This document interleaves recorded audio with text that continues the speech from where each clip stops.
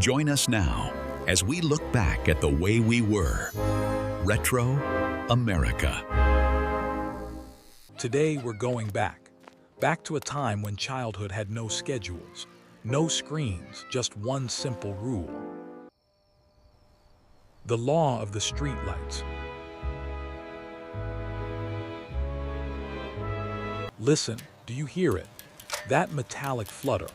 The sound of a playing card clothespin to bicycle spokes, clicking faster and faster as you pedal down an empty street on a summer afternoon. Today, the world hums with 1,000 distractions. Screens glow in every room. Calendars overflow with scheduled activities. But there was a time when childhood ran on a different clock entirely. A quieter time, a safer time. A time when freedom wasn't something you asked for, it was simply assumed. And all of it, every glorious minute of it, was governed by one simple, unbreakable law. Do you remember?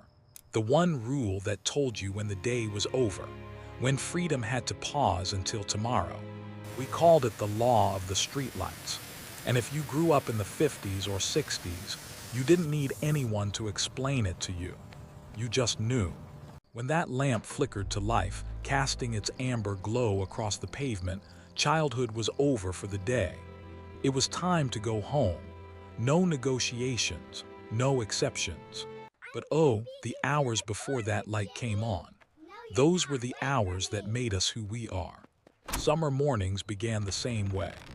The slam of a screen door, that distinctive metallic snap followed by the wooden frame rattling in its hinges. It was the sound of liberation. You'd grab your bike from where you dropped it in the grass the night before. A Schwinn, most likely, heavy as a tank and just as indestructible. Chrome fenders that caught the sun. No helmets, no knee pads, no GPS tracker tucked in your pocket. You just go down the driveway, around the corner, across the neighborhood. Miles sometimes, and nobody worried, nobody called. Nobody knew exactly where you were, because the whole neighborhood was watching. Not in the way we think of surveillance today. It was different. It was care. Mrs. Henderson, 3 doors down, wasn't just your neighbor. She was your mother's eyes and ears. If you cut through her garden or rode your bike too fast near her roses, she'd call out to you by name. And somehow, through some mysterious network of telephone party lines and back fence conversations, your mother would know about it before you made it home for lunch. Every mother on the block was your mother. Every father had the authority to tell you to knock it off. And you listened, not out of fear but out of respect, because that's how it worked. The days had a rhythm to them. Morning meant adventure, exploration, building forts in the woods behind the development where the bulldozers hadn't reached yet.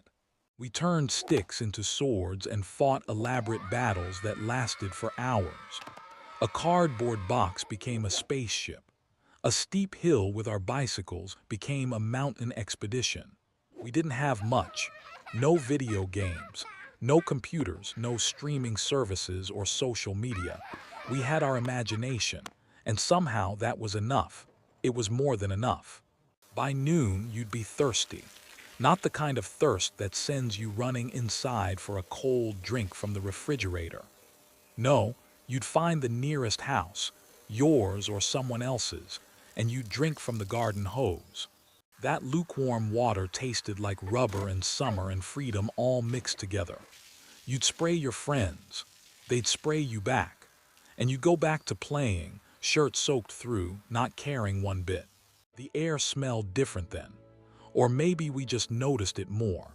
Cut grass, honeysuckle climbing the chain-link fence, the sweet, sharp scent of off-bug spray that mothers would spray directly on your skin before you went out to play. In the distance, you could always hear lawn mowers. Mr. Patterson pushing his real mower in perfect straight lines.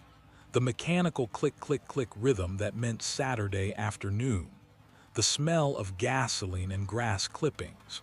When the afternoon heat became unbearable, we'd sometimes lie flat on our backs in the shade of a big oak tree, watching the clouds drift by. seeing shapes, telling stories, doing absolutely nothing and somehow never being bored. Baseball games would break out spontaneously in the street. Someone's lawn became first base. The storm drain was second. Mrs. Chen's mailbox was third. Home plate was a flattened cardboard box. And when a car came, which wasn't often, someone would yell "car." And we'd all scatter to the curb, waiting impatiently for it to pass so we could resume our game. The drivers always waved. They understood. There were rules, of course, unwritten ones. Don't go in anyone's house without asking. Don't touch anything in someone's garage. If you broke something, you told the truth. If an adult asked you a question, you answered with "yes, sir," or "no, ma'am." These weren't the kind of rules you learned from a handbook. They were absorbed, passed down through example, through the way your parents spoke to their neighbors, through the way Mr. Wilson would help your dad fix the car on a Saturday morning. The neighborhood operated on trust. Doors were left unlocked. Keys dangled in car ignitions. If you needed to borrow a cup of sugar or an egg, you just knocked and asked.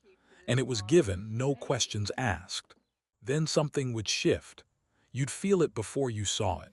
The quality of light would change. The sun, so bright and high all afternoon, would begin its descent. The shadows would grow longer, stretching across lawns like reaching fingers. The air would cool, just slightly at first, enough that you'd notice the breeze on your sun-warmed skin. The cicadas would start their evening song, that rising and falling buzz that meant summer was in full swing. And then they'd appear, like magic, the fireflies, lightning bugs we called them, tiny floating lanterns drifting through the dimming light. We'd chase them with mason jars, punching holes in the metal lids with a hammer and nail. We'd watch them glow on and off in our jars. Living nightlights, little miracles we could hold in our hands. And then, because it seemed cruel to keep them, we'd let them go and watch them drift up into the darkening sky. The calls would start then. Mothers standing on front porches, hands cupped around their mouths. "Jimmy, Susie, time to come in." The voices would echo down the street, overlapping. A chorus of names floating through the evening air. But you'd push it just a little longer. One more time down the hill on your bike. One more round of hide-and-seek in the gathering darkness. One more catch with the baseball, because you knew, you could feel it coming. And then it happened.